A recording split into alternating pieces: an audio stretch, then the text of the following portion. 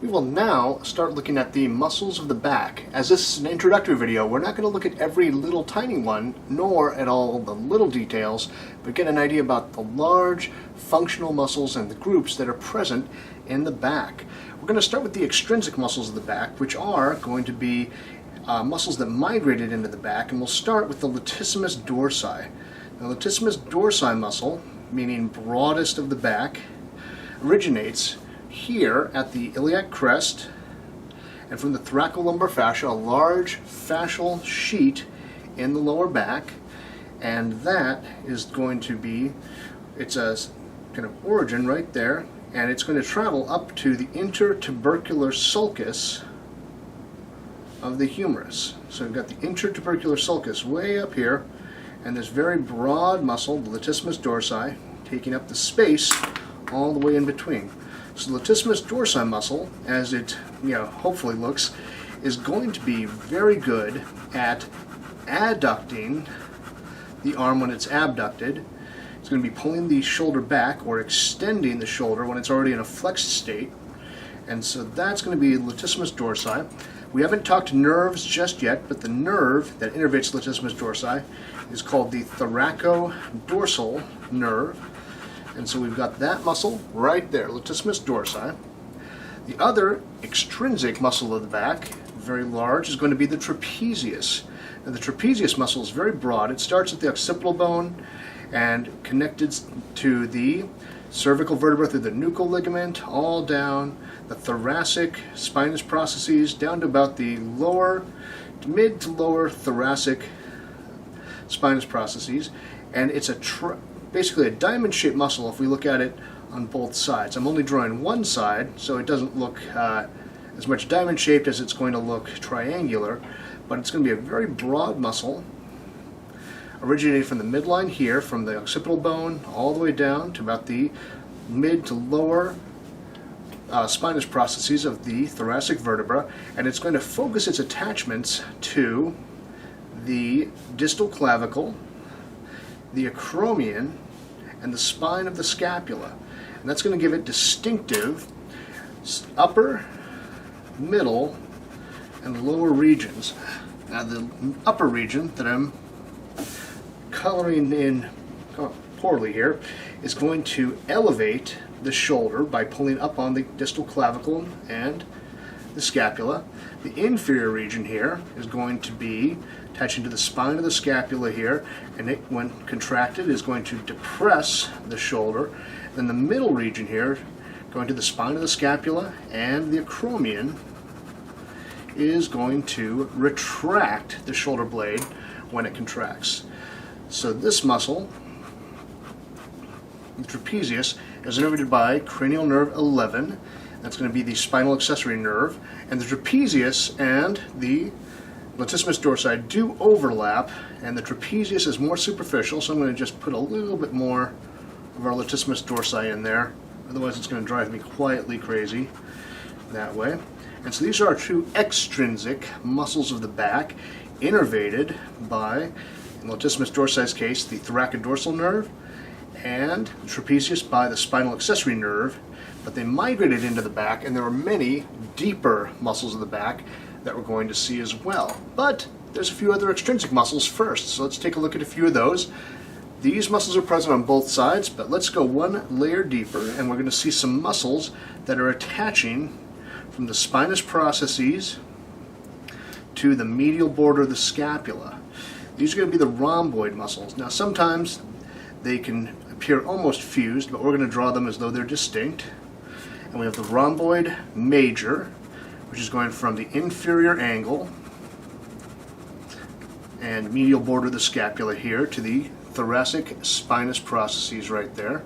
And then we have the rhomboid minor, which is located superior to the rhomboid major, but it is smaller, hence it's the rhomboid minor, going from the spinous processes to the medial border in the vicinity of the spine of the scapula. And then we have our levator scapulae muscle, and this one's kind of odd looking. It's coming from the corner here, the superior angle, and it has 3 to 4 bellies, and they're attaching to the lateral aspects of the cervical vertebra, so the transverse processes and the lateral mass of the atlas there, and then they fuse to form a muscle belly that's traveling down here to the superior angle of the scapula.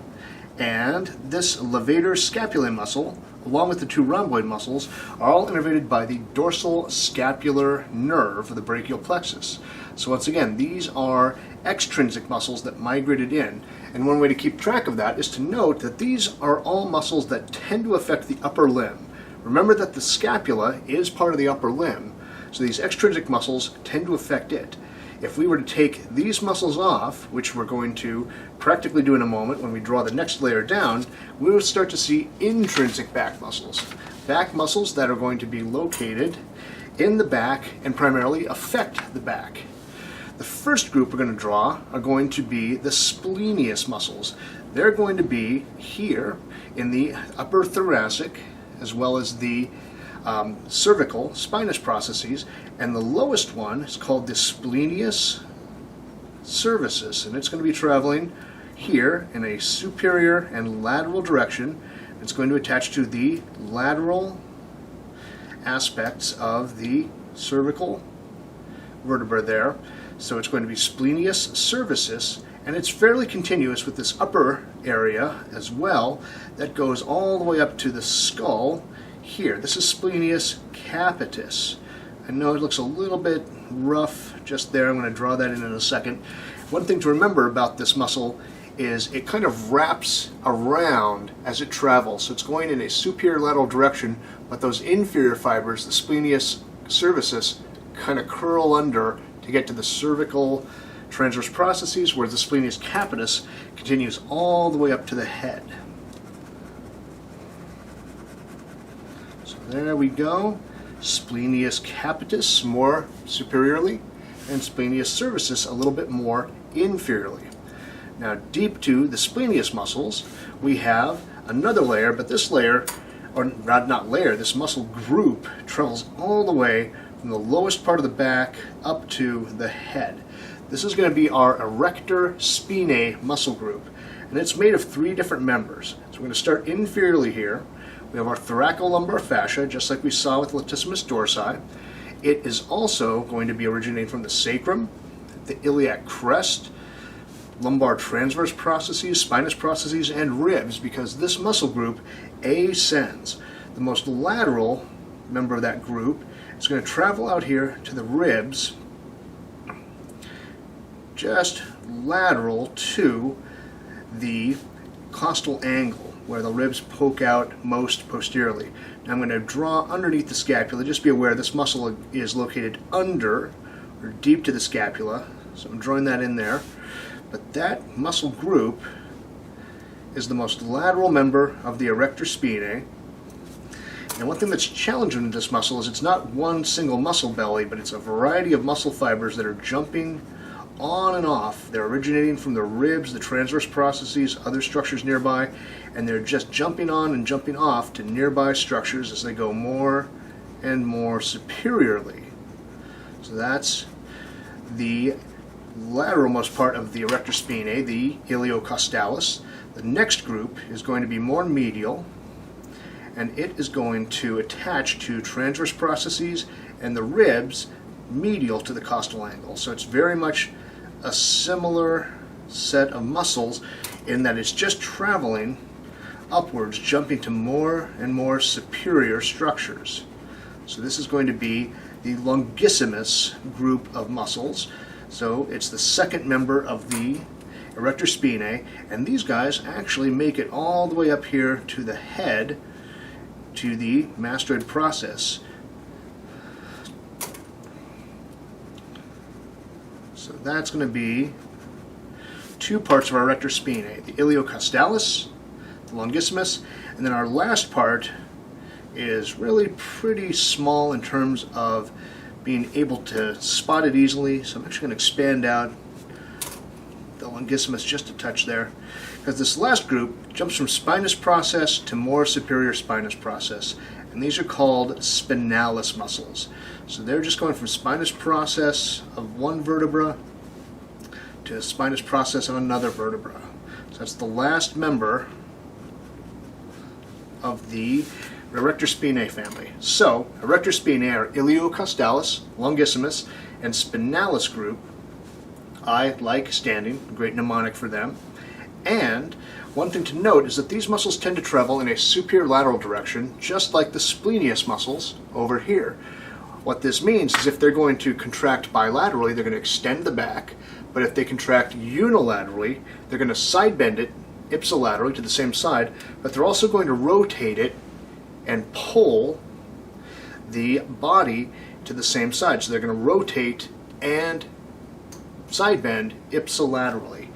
Now, one thing about the splenius and the erector spinae group is they are intrinsic back muscles, meaning they developed in the back, they primarily affect the back, and because of that, they are innervated by posterior rami. And that's about as far as we're going to worry about delineating which is which. The posterior rami come off each spinal nerve at each level and are going to jump in and innervate these muscles along the way. We're going to take another deeper view to find yet another group of muscles. These muscles are called the transversospinalis muscles, and they're called that because they travel from transverse process to spinous process. So they're always going to be in this little ravine between the transverse and spinous processes. The shortest of the bunch are called rotatores, and I'm kind of halfway drawing those in here. They're traveling pretty much from a transverse process to the most immediately close by spinous process, maybe jumping 1 or 2 levels. Because of that, they're very short and they're fairly horizontally directed. So these are going to be the rotatores, the first member of the transversospinalis group. They're so named because if they were to have a major effect, they would help rotate the vertebra. They're going in a superior medial direction. So those are the rotatores. They're present, at many of these levels, but they're most pronounced in the thoracic level. The next group is not offset from this group in space. They overlie them, but they travel a little bit further. They're going to travel between 2 and 4 levels from transverse to spinous processes. These are going to be the multifidus muscles. Now, these are present at many of the levels, but the most pronounced group of these are located in the lumbar region. They form a large wedge of muscle going from the sacrum and the transverse processes of the lumbar vertebra up to the adjacent spinous processes 2 to 4 levels above. So the group here, this is actually going to be called the multifidus lumborum, and it's actually a fairly stout muscle. Now, as I said, there are going to be other multifidus here, some multifidus thoracis, multifidus cervicis might be hanging out there. They're present, but the multifidus lumborum forms a definite large mass of muscle.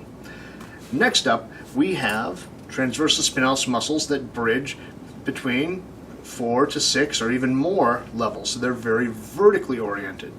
These, again, are present at multiple levels here, but they're most pronounced in the cervical and head region. So because of that, ending at C2, we tend to have a large wedge of these muscles finishing here.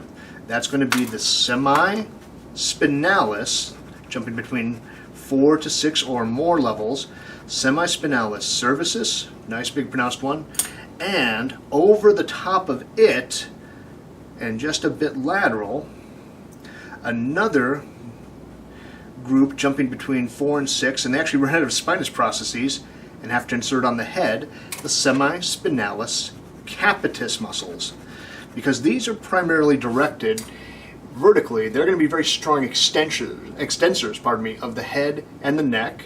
Unilateral contraction would cause some side bending, very little rotation, but maybe just a bit. But extension of the head is their major job. Now, deep even to these muscles, we have one more group called the suboccipital muscle group, and they're going to be stout little muscles going from the posterior side of the atlas to the occipital bone, and then the axis for another. These little guys, you just need to know that they're suboccipital muscles, but we've got full name, rectus capitis posterior minor, rectus capitis posterior major. Then we have an obliquus capital group going from C2 to the atlas. And then from the atlas, kind of jumping backward, we have it going to the mastoid process. So altogether, these guys are known as the suboccipital muscles, and they, again, just like the transversal spinalis, just like the splenius, and just like the erector spinae, are intrinsic muscles of the back. Therefore, they're going to be innervated by posterior rami. These muscles are very good at deep extension of the head, but they're also sensing tension in this upper cervical region. All right, now at this point, those are the major muscle groups of the back that you might need to worry about. There are some other smaller muscles, and I'm just going to draw them in here real quick. You need to note them, but don't really worry too much about them. There are small muscles going between individual spinous processes and their neighbors. There's going to be called interspinales. Very small, largely proprioceptive muscles telling us how much flexion or extension is taking place in the back. That's like we have interspinales, there's also intertransversarii muscles. The only chance you have of really seeing those in any real details in the lumbar region, but again, small little muscles, proprioceptive, telling us about side bending and rotation in that area. Muscles that are somewhat disagreed upon whether they're intrinsic or extrinsic are sitting just inferior to the latissimus dorsi. And first of those is going to be called the serratus posterior inferior muscle. It's very thin, but it is present in that area, and it's going to help depress the ribs, or at least resist expansion of the ribs, and that's going to be located just deep to the latissimus dorsi. And superiorly, there is a serratus posterior superior muscle. It's located deep to the rhomboid muscles, as well as the splenius muscles, attaching from spinous processes superiorly here to the ribs, and again, possibly helping in inspiration or checking the tension when we exhale and the ribs depress. But once again, interspinales, intertransversarii, and the serratus muscles of the back aren't major movers, unlike the others that we looked at earlier. All right, I hope this has been helpful, and we'll move on to the other parts of the body.